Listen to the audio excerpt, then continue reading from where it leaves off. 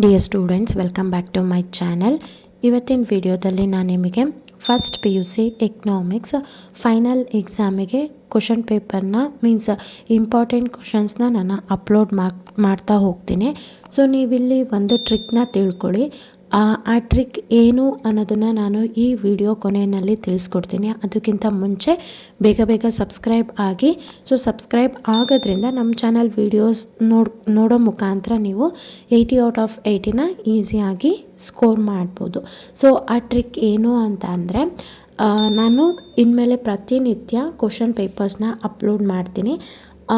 ನಾನು video upload ಮಾಡೋ ಅಂಥ ವಿಡಿಯೋದಲ್ಲಿ ಎಷ್ಟು ಕ್ವಶನ್ ಇದೆ ಅಷ್ಟು ಕ್ವಶನ್ನ ನೀವು ತರೋವಾಗಿ ಓದಬೇಕು.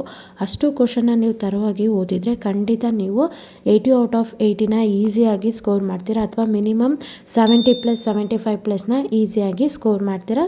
ಸಬ್ಸ್ಕ್ರೈಬ್ ಮಾಡ್ಕೊಳ್ಳಿ. Thank you.